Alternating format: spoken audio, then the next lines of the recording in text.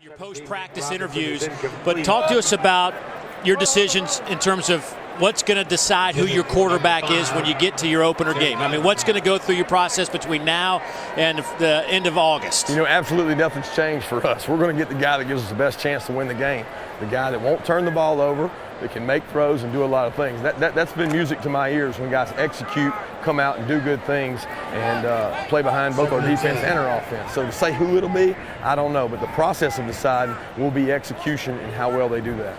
And is there a time frame when you would like to make that decision to give you the best opportunity to prepare for North Carolina? Well, you know, I think that you can prepare two quarterbacks realistically for any game. And I think that we got to do a good job of managing the reps those guys get. We got a lot of reps to get between now and then to make that decision. But that's something that Coach Chaney and I'll sit down, see how these guys perform after this game, and make some decisions and go from there. I got to ask you before, you know, we're talking a lot about football, but I got to ask you about Stitch, because you and my man Stitch go way back. Right. You guys, you know, played together. You guys, I mean, obviously went through recruitment together. You got to have some story about Stitch, because the reason I'm working with him is the only guy, because I'm the only guy that hadn't threatened to quit. That's why I'm with him. Here we go. What was Stitch like? What was Stitch like? What was Stitch like? Yeah. Well, it's real simple.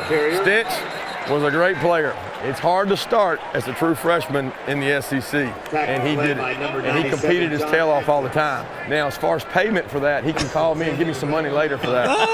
Yeah, you don't need any money. I think you're all set.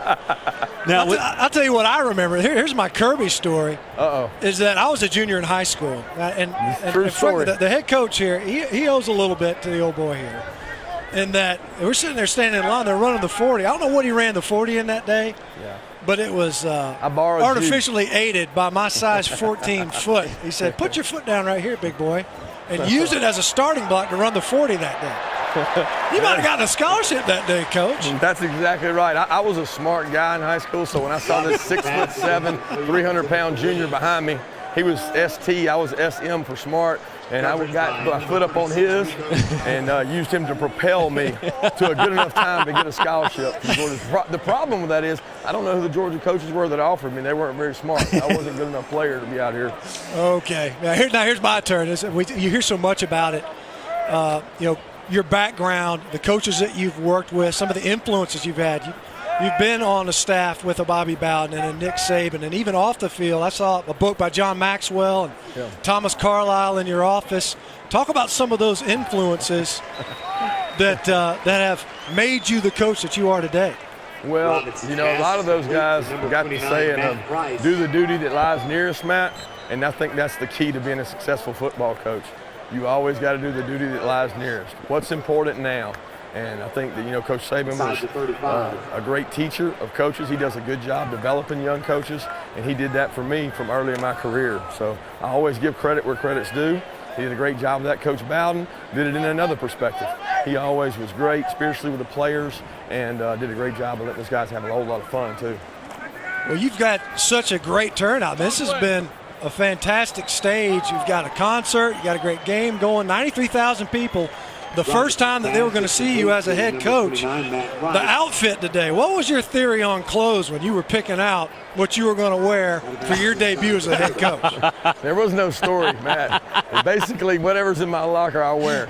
I'm not one of those guys that's going to get too much into the fashion side of things, as you can tell. So for me, whatever they give me, I wear. I'm a team player. I'm not trying to be a blinking light, that's for sure. So we're going to have another visored head coach in the SEC? Yeah, I don't know who's the other one. There's a bunch. Hugh Freeze, Gus Malzahn. I think some of them are stapled to their heads. Hey, and when are you gonna finally settle down and get a house? I mean, when does that happen? You got to take that up with my wife. She's the boss of that. I handle the work. She handles the homestead. That's for sure. Hey, can you before we let you go? I mean, Bainbridge High School, South Georgia, and now you're sitting here and you're coaching Georgia Bulldogs. I mean, do you ever have a chance to digest this? You know, I think the surreal state hit today because for us to come out here and have this many people, it's really unbelievable to me. Unbelievable. So it shows a credit to the Bulldog Nation, and I've always said, why not us? All I ever heard about was, why can't we do that? We can. Just the challenge needed to be issued, and they responded.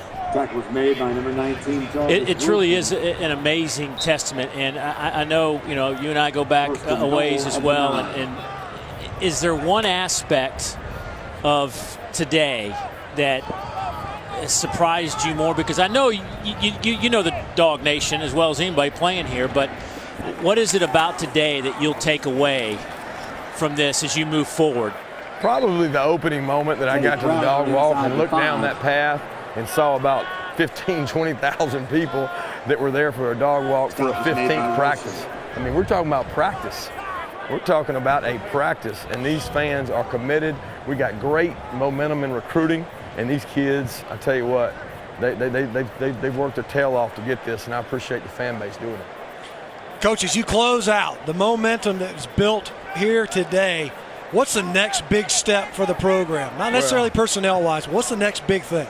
Next big thing for us is to get a little bigger, a little stronger in the weight room, compete, and do a good job. Good job there by Nick. Did a good job executing that thing. But for us, we got to keep improving. We got to get better.